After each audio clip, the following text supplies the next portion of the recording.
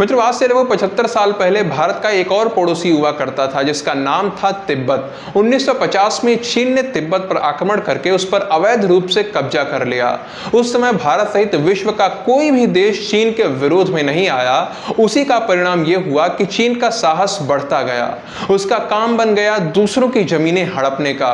1962 के युद्ध में चीन ने हमारा अक्साई चीन का क्षेत्र भी हड़प लिया और न जाने कितने देशों की जमीनें हड़पने की तैयारी में लगा हुआ है।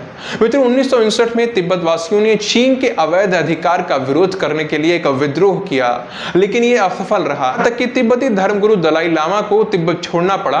वो शरण लेने के लिए भारत आ गए। वो भारत के हिमाचल प्रदेश के धर्मशाला में बसे हुए हैं। यहाँ पर तिब्बत वासियों की एक सरकार भी चलती है। ये सभी लोग प्रयास करते हैं कि वैश्विक मंच पर तिब्बत की आवाज उठाई जा सके। इन द्वारा तिब्बत वासियों पर किए जा रहे अत्याचारों के बारे में लोगों को बताया जा सके। मुझे लंबे समय तक इनकी आवाज को ज्यादा बल नहीं मिला।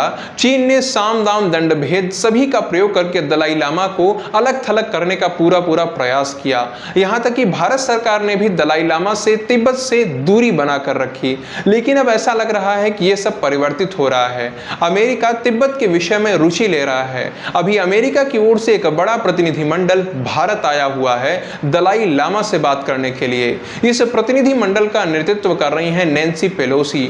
ये अमेरिका की बहुत बड़ी, बहुत प्रभावशाली नेता हैं। अमेरिका के हाउस ऑफ रिप्रेजेंटेटिव की अध्यक्ष भी रह चुकी हैं। उनका इस तरह भारत आकर दलाई लामा से मिलना बहुत बड़ी बात है।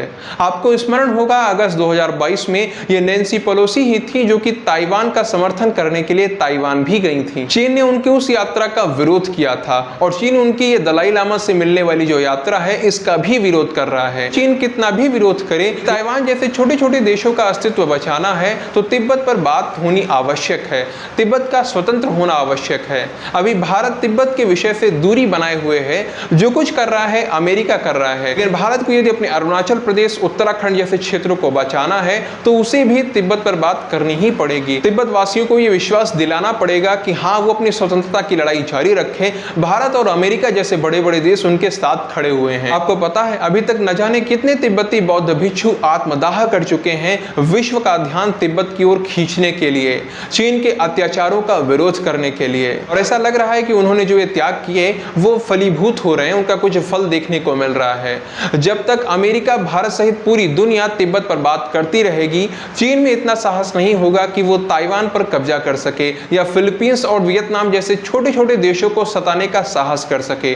अमेरिका का यह प्रयास बहुत अच्छा है, आगे भी जारी रहे। मैं तो यही चाहूंगा और भारत भी इसमें बढ़ चढ़ के हिस्सा ले, तभी उचित रहेगा।